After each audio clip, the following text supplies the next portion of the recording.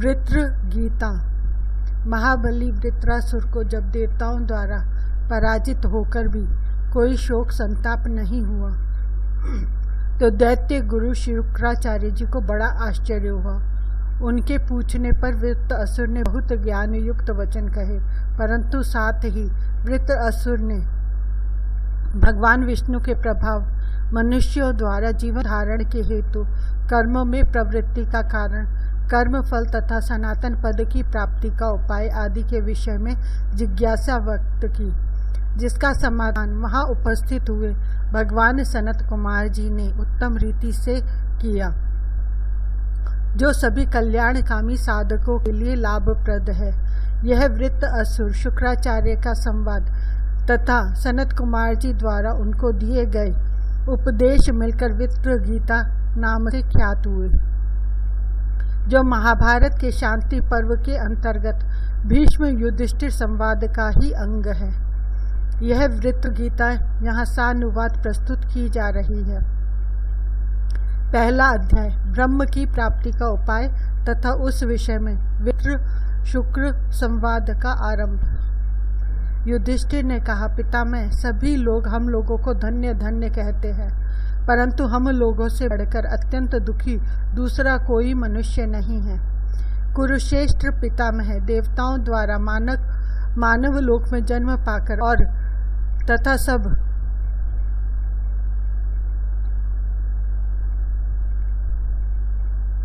लोगों द्वारा सम्मानित होकर भी हमें यहाँ महान दुख प्राप्त हुआ है। कुरुश्रेष्ठ, संसारी लोग जिसे दुख कहते हैं, उस संन्यास का अवलंबन हम लोग कब करेंगे? हमें तो इन शरीरों का धारण करना ही दुख जान पड़ता है। पितामह, पंच ज्ञानेन्द्रिय, पंच कर्मेंद्रिय, पंच प्राण, मन और बुद्धि, यह 17 तत्व, काम, क्रोध, लोभ, भय और स्वप्न, ये संसार के 5 हेतु, शब्द, स्पर्श, रूप, रस और गंध, ये 5 विषय, सत्व, रज और तम, ये 3 गुण, तथा 5 भूतों सहित अविद्या, अहंकार और कर्म, ये 8 तत्वों के समुदाय, सब मिलाकर 38 तत्व होते हैं। इन सब से मुक्त हुए तीक्ष्ण व्रतधारी मुनि पुनर्जन्म को नहीं प्राप्त होते हैं। परंतु पितामह, हम लोग भी कब अपना राज्य छोड़कर इसी स्थिति को प्राप्त होंगे? भीष्म जी ने कहा, महाराज, दुख अनंत नहीं है। जगत की सभी वस्तुएं संख्या की सीमा में ही हैं, असंख्य नहीं है। पुनर्जन्म भी नश्वरता के लिए विख्यात ही है।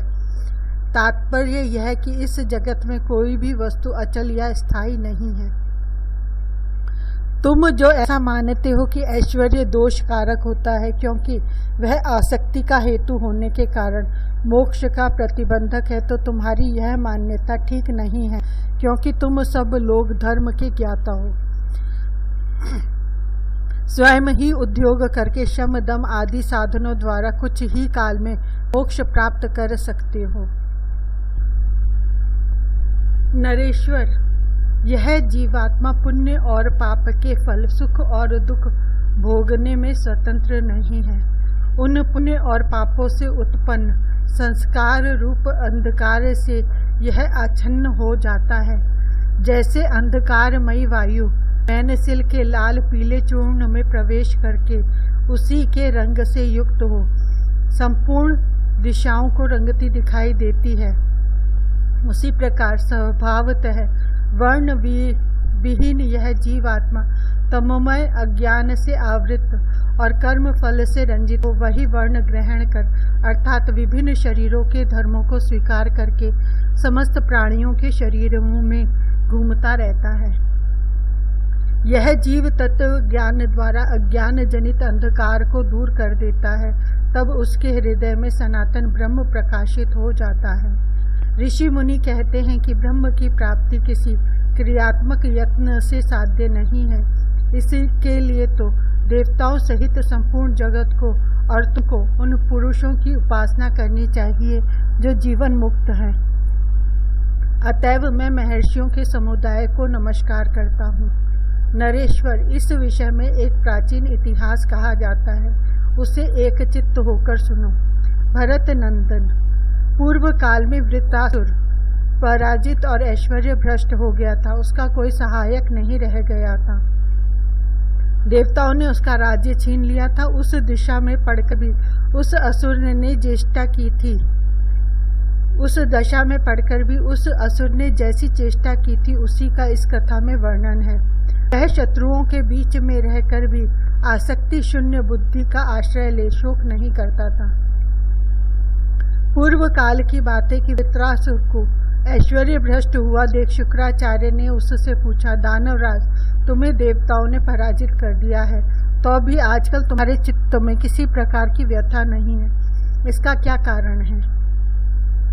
वृत्रासुर ने कहा, ब्रह्मन, मैंने सत्य और तप के प्रभाव से जीवों के आवागमन का रहस्य निश्चित रूप से जान लिया है, इसलिए मैं उसके विषय में हर्ष और शोक नहीं करता हूँ।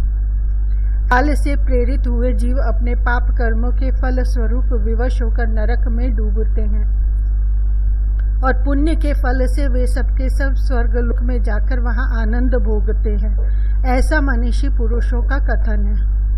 इस प्रकार स्वर्ग अथवा नरक में कर्म फल भोग द्वारा निश्चित समय व्यतीत करके भोगने से बचे हुए कर्म सहित काल की प्रेरणा से वे बारंबार इस संसार में जन्म लेते रहते हैं।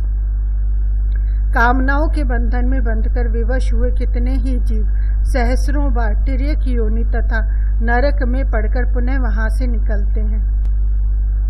इस प्रकार मैंने सभी जीवों को जन्म मरण के चक्कर में पड़ा हुआ देखा है।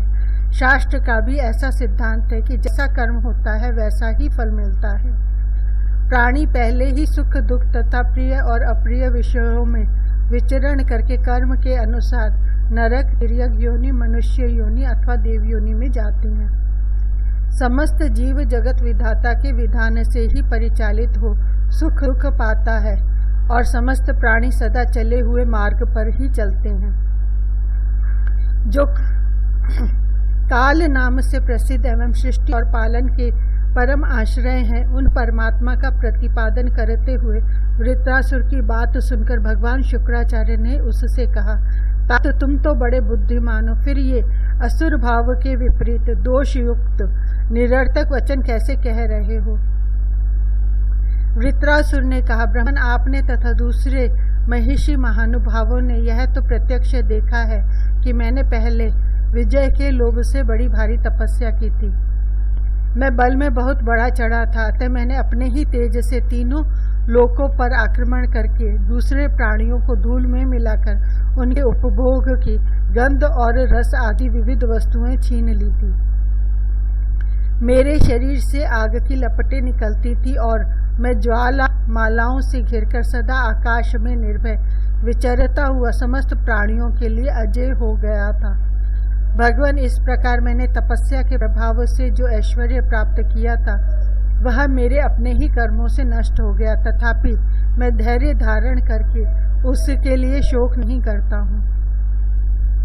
महामनस्वी पुरुष प्रवर देवराज इंद्र जब युद्ध की इच्छा से मेरे सामने आए, उस समय उनके साथ उन्हीं की सहायता के लिए आए हुए सबके प्रभु भगवान श्री नारायण हरि का मैंने दर्शन किया था। वे भगवान वैकुंठ, पुरुष, अनंत, शुक्ल, विष्णु, सनातन, मुंजकेश, हरि, शमश्रु तथा संपूर्ण भूतों के पितामह हैं। भगवान, अवश्य ही मेरी उस तपस्या का कोई अंश अब भी शेष रह गया है, अतः मैं उस कर्म फल के विषय में प्रश्न करना चाहता हूँ।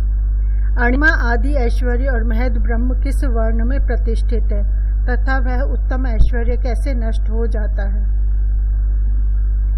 प्राणी किस हेतु से जीवन धारण करते हैं तथा किस कारण से कर्मों में प्रवृत्त होते हैं?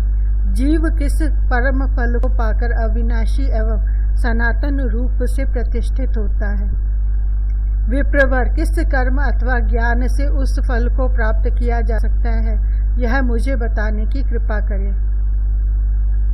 राज सिंह, पुरुष प्रवर युधिष्ठिर, उसके ऐसा प्रश्न करने पर मुनिवर शुक्राचार्य ने उस समय उसे जो उत्तर दिया उसे मैं बता रहा हूँ। तुम अपने भाइयों के साथ एकाग्र चित्त होकर सुनो।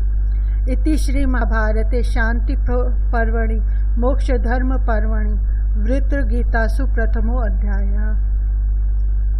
दूसरा अध्याय वृत्रासुर का सनत कुमार का अध्यात्म विषयक उपदेश देना और उसकी परम गति तथा भीष्म द्वारा युधिष्ठिर की शंका का निवारण।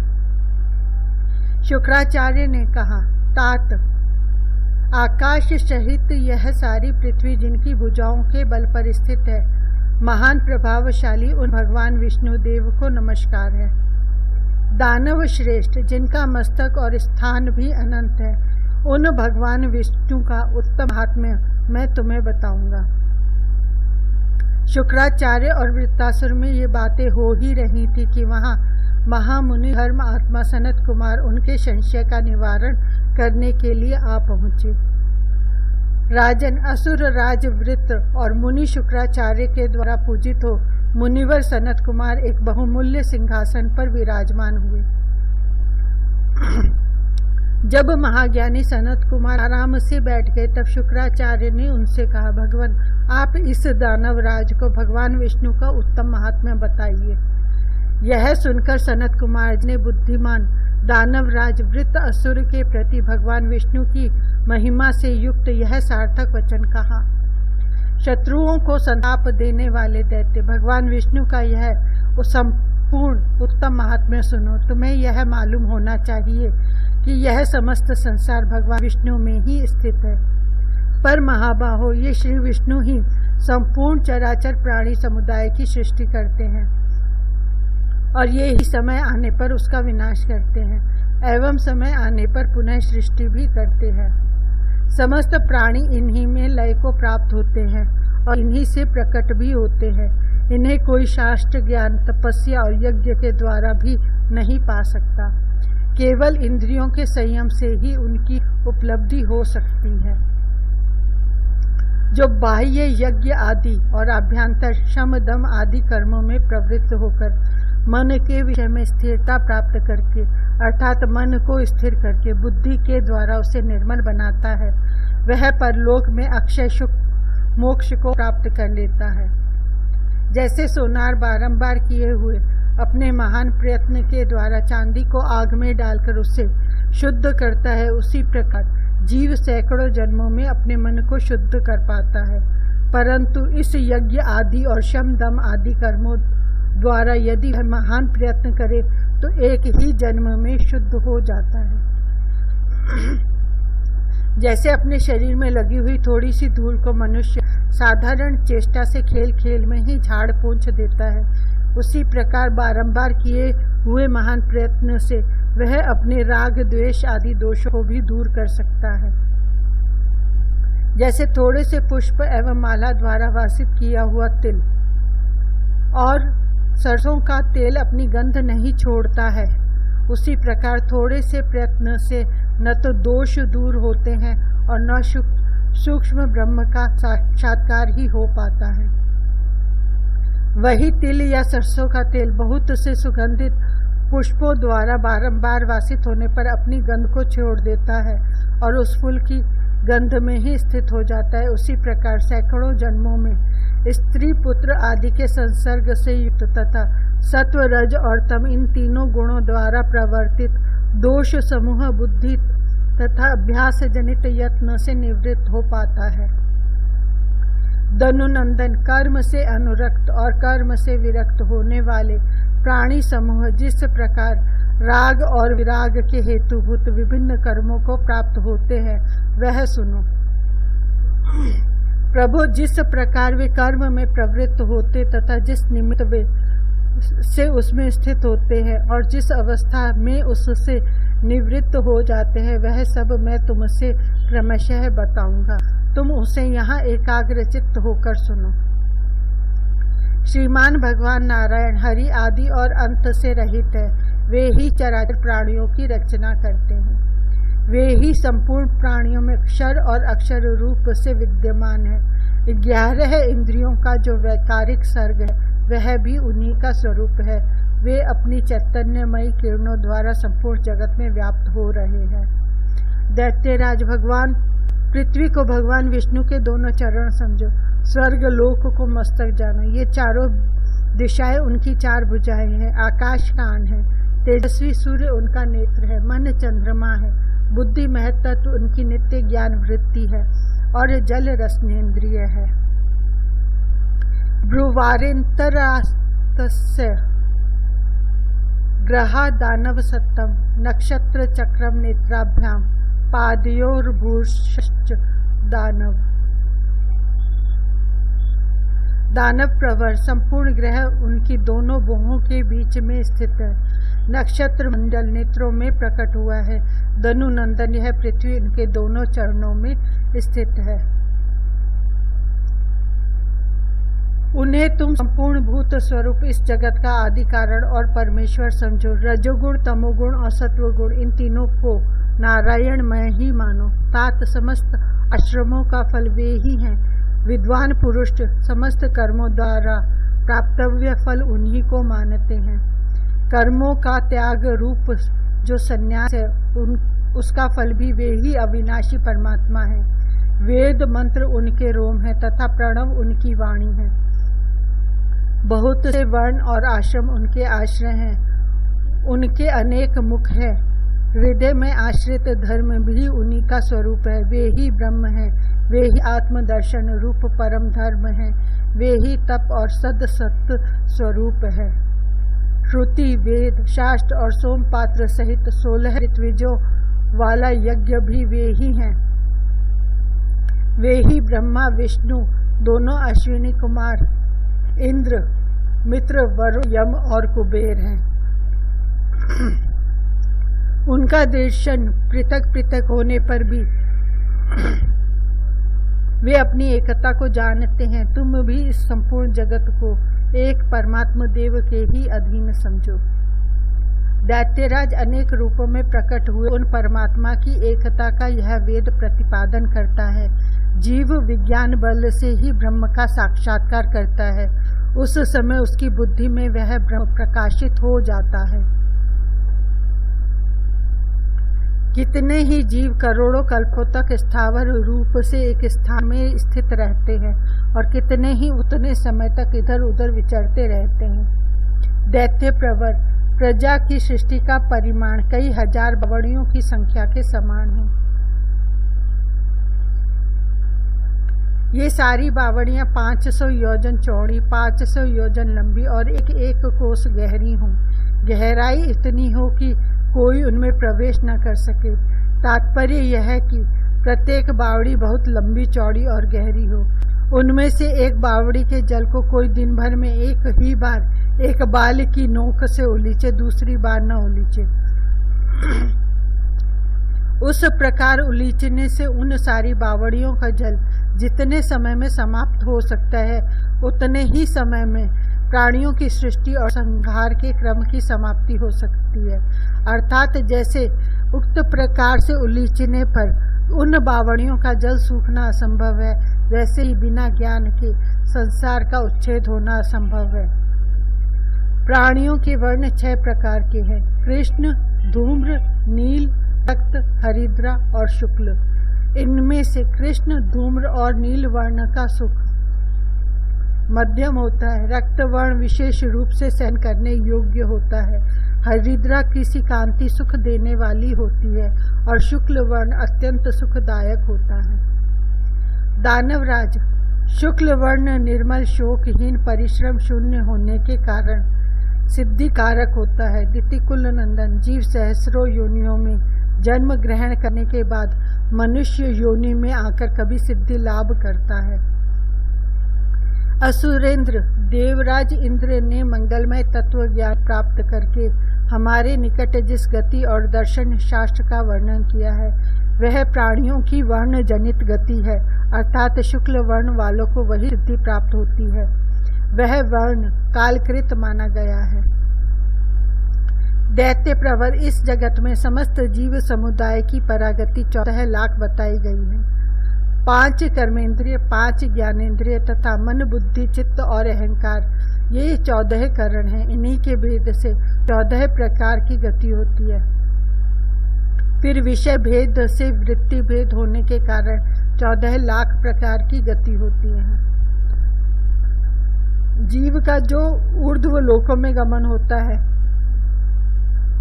वह भी उन्हीं 14 करणों द्वारा संपादित होता है। विभिन्न स्थानों में जो स्थिरता पूर्वक निवास है वह, और उन स्थानों से जो उन जीवों का अधःपतन होता है वह भी उन्हीं के संबंध से होता है। इस बात को तुम अच्छी तरह जान लो। अतः इन 14 करणों को सात्विक मार्ग अभिमुखी बनाना चाहिए। कृष्ण वर्ण की गति नीचे बताई गई है। वह नरक प्रदान करने वाला निषिद्ध कर्मों में आसक्त होता है, इसीलिए नरक की आग में पकाया जाता है। वह कुमार्ग में प्रवृत्त हुए पूर्वोक्त 14 करणों द्वारा पापाचार करने के कारण अनेक कल्पों तक नरक में ही निवास करता है, ऐसा ऋषि मुनि कहते हैं। तदनंतर वह जीव लाखों बार या लाखों वर्षों तक नरक में विचरण करके फिर धूम्र वर्ण पाता है, पशु पक्षी आदि योनि में जन्म लेता है। उस योनि में भी वह विवश होकर बड़े दुख से निवास करता है। फिर योगक्षय होने पर वह तप, पुरातन पुण्य कर्म या विवेक के प्रभाव से सुरक्षित होकर उस संकट से उद्धार पा जाता है। वही जीव जब सत्व गुण से युक्त होता है तब अपनी बुद्धि के द्वारा तमोगुण की प्रवृत्ति को दूर हटाता हुआ अपने कल्याण के लिए प्रयत्न करता है। उस समय सत्व गुण के बढ़ जाने पर वह रक्त वर्ण को प्राप्त होता है। इसी को अनुग्रह सर्ग कहा गया है। चित्त की विभिन्न वृत्तियों पर अनुग्रह करने वाले देव विशेष का नाम अनुग्रह है। जब सत्व गुण में कुछ कमी रह जाती है तब वह जीव नील वर्ण को प्राप्त होकर मनुष्य लोक में आवागमन करने लगता है। तत्पश्चात वह मनुष्य लोक में एक कल्प तक स्वधर्म जनित बंधनों से बंधकर क्लेश उठाता हुआ जब धीरे धीरे अपनी तपस्या को बढ़ाता है तब हल्दी की सी कांति वाले पीतवर्ण देवता भाव को प्राप्त होता है। वहां भी सैकड़ों कल्प व्यतीत कर लेने पर वह पुनः पुण्य क्षय के पश्चात मनुष्य होता है। इस प्रकार वह देवता से मनुष्य और मनुष्य से देवता होता रहता है। हे दितिपुत्र, सहस्रों कल्पों तक देवतरु से देव रूप से विचरित रहने पर भी जीव विषय भोग से मुक्त नहीं होता तथा प्रत्येक कल्प में किए हुए अशुभ कर्मों के फलों को नरक में रहकर भोगता हुआ जीव 19,000 विभिन्न गतियों को प्राप्त होता है। तत्पश्चात उसे नरक से छुटकारा मिलता है। मनुष्य के सिवा अन्य सभी योनियों में केवल सुख दुख के भोग प्राप्त होते हैं। मोक्ष का सुयोग हाथ नहीं लगता है। इस बात को तुम्हें भली भांति समझ लेना चाहिए। वह जीव निरंतर देवलोक में विहार करता है और वहां से भ्रष्ट होने पर मनुष्य योनि को प्राप्त होता है। मर्त्य लोक में वह 800 कल्पों तक बारंबार जन्म लेता रहता है। तत्पश्चात शुभ कर्म करके वह पुनः देव भाव को प्राप्त करता है। यह आवागमन का चक्र तभी तक चलता है जब तक जीव को परम ज्ञान या अनन्य भक्ति की प्राप्ति नहीं हो जाती। उसकी प्राप्ति होने पर तो वह मुक्त या परमात्मा को प्राप्त हो जाता है। असुरों के प्रमुख वीर, वह जीव काल क्रम से अशुभ कर्म करके कभी कभी मर्त्य लोक से भी नीचे गिर जाता है और सबसे निकृष्ट तल प्रदेश की भांति निम्नतम कृष्ण वर्ण स्थावर योनि में जन्म ग्रहण करके स्थित होता है।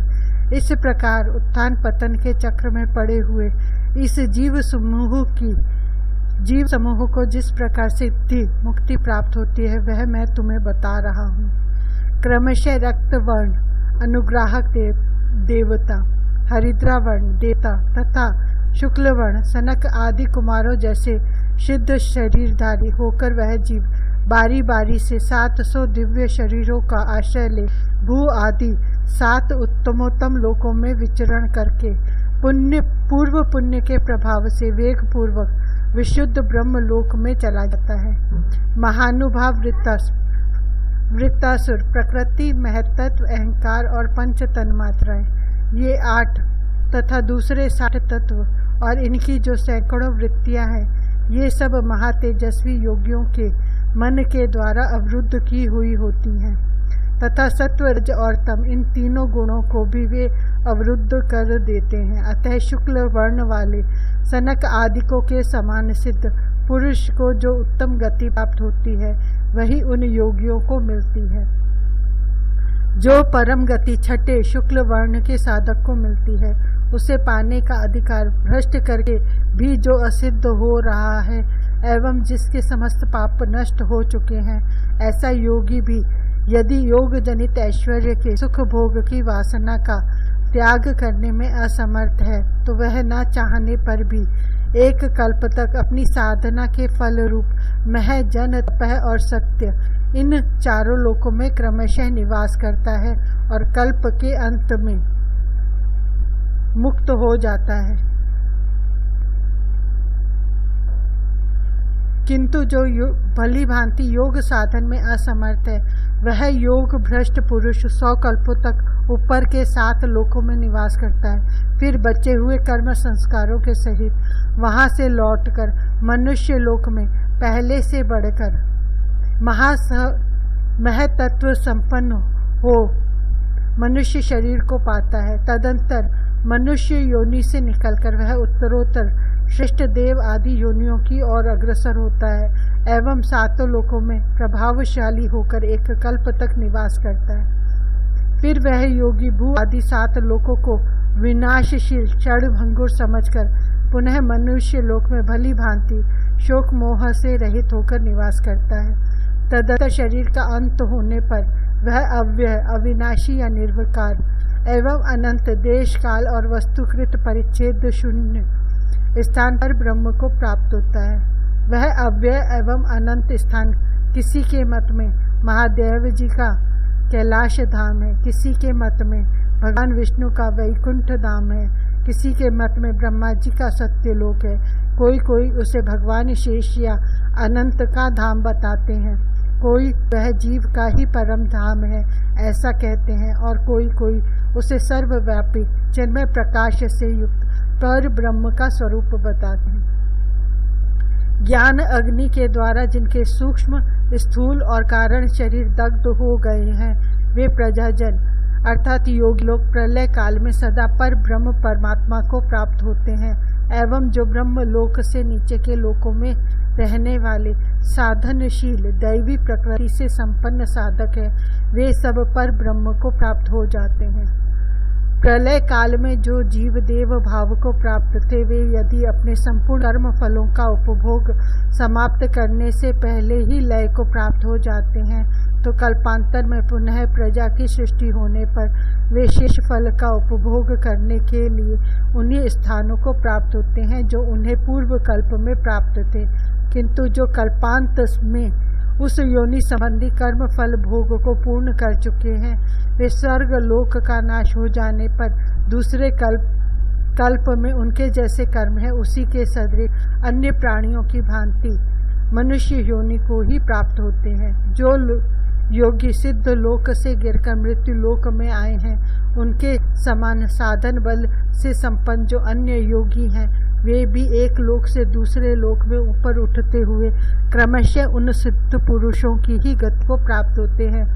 परंतु जो वैसे नहीं हैं, वे विपरीत भाव के कारण अपनी अपनी गति को प्राप्त होते हैं। विशुद्ध भाव से संपन्न सिद्ध पुरुष जब तक पंचेंद्रिय रूप इस करण समुदाय का संयम करके शेष प्रारब्ध कर्म का उपभोग करता है, तब तक उसके शरीर में समस्त प्रजागणों का अर्थात इंद्रियों के देवताओं का तथा अपरा और परा विद्या का निवास रहता है। जो साधक सदा शुद्ध मन से उस विशुद्ध परम गति का अनुसंधान करता है, वह उसे अवश्य प्राप्त कर लेता है। तदनंतर अविकारी दुर्लभ एवं सनातन ब्रह्म पद को प्राप्त करके वह उसी में प्रतिष्ठित हो जाता है। उत्कृष्ट बलशाली दैत्यराज, इस प्रकार यहाँ मैंने तुमसे यह भगवान नारायण का बल एवं प्रभाव बताया है।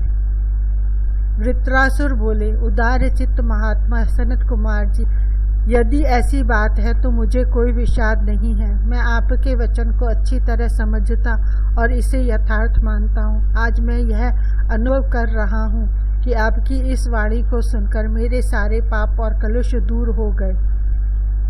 भगवान महर्षि महातेजस्वी अनंत एवं सर्वव्यापी भगवान विष्णु का यह अमित शक्तिशाली संसार चक्र चल रहा है। यह भगवान विष्णु का वह सनातन स्थान है जहाँ से सारी सृष्टियों का आरंभ होता है। महान विष्णु पर महात्मा विष्णु पुरुषोत्तम है, उन्हीं से यह संपूर्ण जगत प्रतिष्ठित है।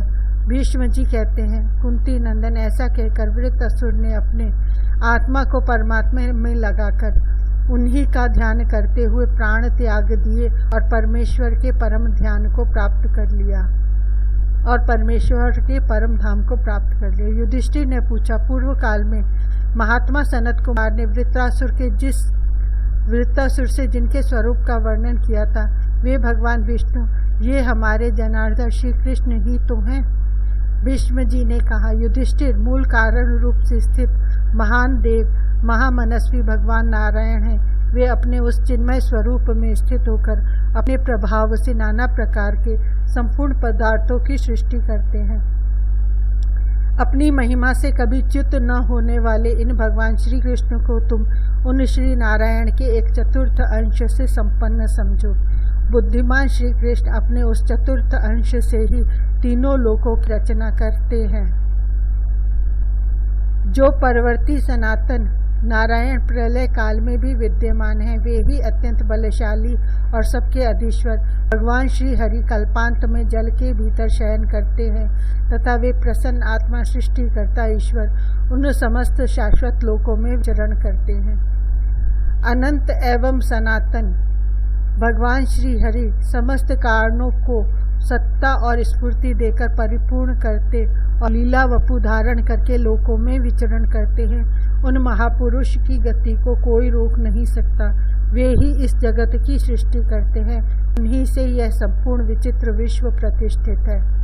युधिष्ठिर ने कहा, परमार्थ तत्व के ज्ञाता पितामह, मैं समझता हूँ कि वृत्रासुर ने आत्मा के शुभ एवं यथार्थ स्वरूप का साक्षात्कार कर लिया था, इसलिए वह सुखी था, शोक नहीं करता था। निष्पाप पिता है, वह शुद्ध कुल में उत्पन्न हुआ था और स्वभाव से भी शुद्ध था। जान पड़ता है कि वह साध्य नामक देवता ही था, इसीलिए पुनः संसार में नहीं लौटा। वह पशु पक्षियों की योनि तथा नरक से छुटकारा पा गया। पृथ्वीनाथ पीत वर्ण वाले देव सर्ग में तथा रक्त वर्ण वाले अनुग्रह सर्ग में विद्यमान प्राणी कभी तामस कर्मों से आवृत होकर तिर्यक योनि का भी दर्शन कर सकता है। हम लोग तो और भी अधिक आपत्ति से घिरे हुए हैं, दुख सुख से मिश्रित भाव में अथवा केवल दुखमय भाव में आसक्त है। ऐसी दशा में पता नहीं हमें किस गति की प्राप्ति होगी। हम नील वर्ण वाली मनुष्य योनि में पहुँचेंगे या कृष्ण वर्ण वाली स्थावर योनि से भी हीन दशा को जा पहुँचेंगे। भीष्म जी ने कहा, युधिष्ठिर, तुम सभी पांडव विशुद्ध कुल से संपन्न और तीक्ष्ण व्रतों का पहली भांति पालन करने वाले हो, अतः देवताओं के लोक में विहार करके पुनः मनुष्य शरीर को ही प्राप्त करोगे। तुम सब लोग यथा समय सुख से संतानोत्पादन करके देव लोकों में जाकर सुख भोगोगे, तत्पश्चात सिद्धि प्राप्त करके सिद्धों में गिने जाओगे। तुम्हारे मन में दुर्गति का भय नहीं होना चाहिए, क्योंकि तुम सब लोग निर्मल एवं निष्पाप हो। इति श्री महाभारते शांति पर्वणि मोक्ष धर्म पर्वणि वृत्त गीतासु द्वितीयो अध्याय। वृत्त गीता संपूर्ण।